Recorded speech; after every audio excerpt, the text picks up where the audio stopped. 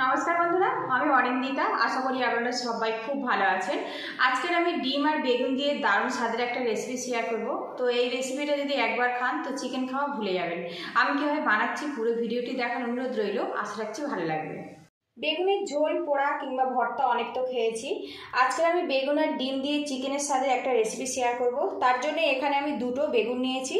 আর এই বেগুনটা কিন্তু খুব বেশি ছোট নয় আর খুব বেশি বড়ও নয়, মিডিয়াম সাইজের দুটো বেগুন নিয়েছি। আর মিডিয়াম সাইজের বেগুনের জন্য নিয়েছি একটা ডিম।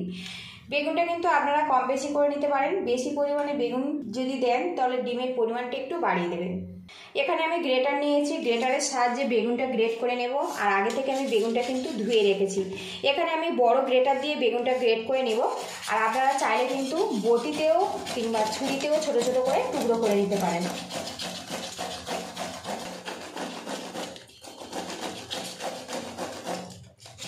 তো দেখুন বেগুনটা কিন্তু এইভাবে আমি গ্রেট করে নেব।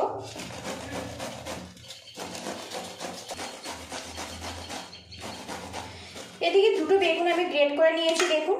আর বেগুনটা কিন্তু এইভাবে গ্রেট করে রান্না করলে খুব ঝটপট রেডি হয়ে যায়। গ্রেট করা বেগুনের মধ্যে প্রচুর পরিমাণে কিন্তু জল উঠে আসবে।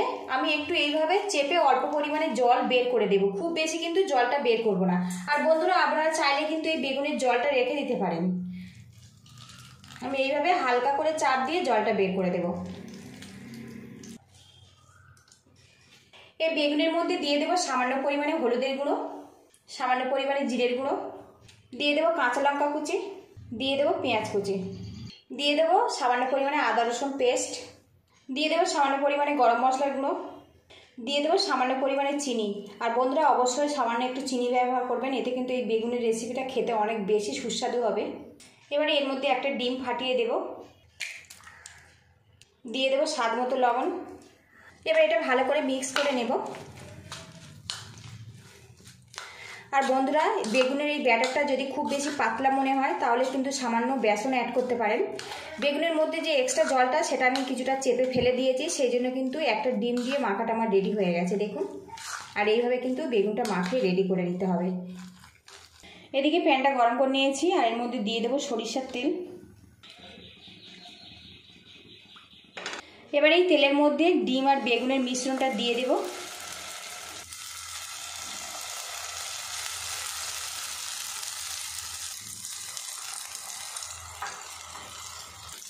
দুটো ব্যাচে ডিম আর বেগুনের মিশ্রণটা আমি কোপ্তা বানিয়ে নেব। এবার এই বেগুনের কোপ্তাগুলো আমি উল্টে দেব।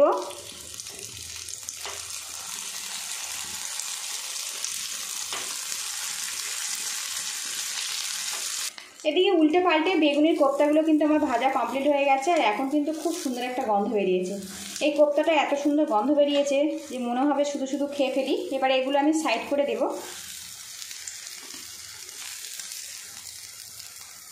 বাকিগুলো আমি এইভাবে ভেজে নেব। প্যানের মধ্যে আমি 2 চামচ পরিমাণে তেল দিয়েছি। এবার এর মধ্যে দিয়ে দেব গরম মশলা, এক টুকরো করে গোটা গরম মশলা নিয়েছি। এবার এটা ফোড়ন করে নেব। এবার এর মধ্যে দিয়ে দেব রেড চিলি পাউডার, এতে এই রেসিপির কালারটা কিন্তু অনেক বেশি ভালো লাগবে। এবারে এর মধ্যে দিয়ে দেব পেঁয়াজ বাটা। পেঁয়াজটা প্রথমে ভাজা ভাজা করে নেব। এখানে আমি 2 টেবিল স্পুন পেঁয়াজ বাটা ব্যবহার করেছি। দিয়ে দেবো আদা রসুন পেস্ট, আরও কিছুক্ষণ নাড়াচাড়া করে নেব। আদা রসুন পেঁয়াজটা কিন্তু বেশ ভাজা ভাজা করে নিয়েছি। এবারে এর মধ্যে সামান্য পরিমাণে জল দিয়ে দেবো যাতে মশলাটা না পুড়ে যায়। এবারে এর মধ্যে দিয়ে দেবো সামান্য পরিমাণে ঝাল লঙ্কার গুঁড়ো, দিয়ে দেবো হলুদের গুঁড়ো, ঝালটা কিন্তু বন্ধুরা স্বাদ মতো দেবেন। দিয়ে দেবো জিরে আর ধনের গুঁড়ো, দিয়ে দেবো স্বাদ মতো লবণ। মশলাটা কষিয়ে নেব যতক্ষণ না তেলটা আলাদা হয়ে যাচ্ছে। বেশ কিছুক্ষণ আমি মশলাটা কষিয়ে নিয়েছি, এতে কিন্তু তেলটা বেশ আলাদা হতে শুরু করেছে। এবারে এর মধ্যে আমি দিয়ে দেব 2 চামচ টমেটো সস। আর আপনারা যদি টমেটো ব্যবহার করেন তো সামান্য এখানে চিনি ব্যবহার করবেন। এখানে আমি টমেটো সস ব্যবহার করছি, টমেটো সসের মধ্যে হালকা মিষ্টি থাকে, সেই জন্য চিনি আর ব্যবহার করব না। আরও কিছুক্ষণ এটা আমি কষিয়ে নেব। মশলাটা ভালো করে আমি কষিয়ে নিয়েছি। আর এখন দেখুন তেলটা কিন্তু বেশ আলাদা হয়ে গেছে। এবারে এর মধ্যে 1 বাটি পরিমাণে জল দিয়ে দেব। আর এখানে কিন্তু খুব বেশি পাতলা ঝোল হবে না, একটু মাখা মাখা হবে, তবে কিন্তু ভাতের সাথে বা রুটির সাথে খেতে ভালো লাগবে। গ্রেভিটা আমি ফুটিয়ে নেব।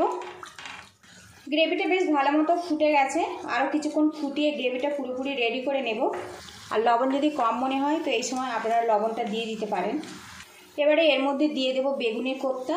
আর বন্ধুরা, ডিম আর বেগুন তো অনেক খেয়েছেন, একদম নতুন স্বাদের ডিম বেগুনের কোপ্তা রেসিপিটা ভালো লাগলে একটা লাইক দিয়ে দেবেন।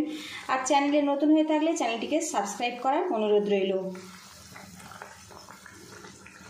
কিছুটা কোপ্তা আমি রেখে দিয়েছি গরম ভাতে পরিবেশন করব, আর কিছুটা আমি কিন্তু গ্রেভি বানাবো। এদিকে দেখুন একদম পারফেক্টভাবে কিন্তু তৈরি হয়ে গেছে ডিম আর বেগুন দিয়ে দুর্দান্ত স্বাদের কোপ্তা রেসিপি। আর এখন দেখুন কালারটা কত সুন্দরভাবে এসছে।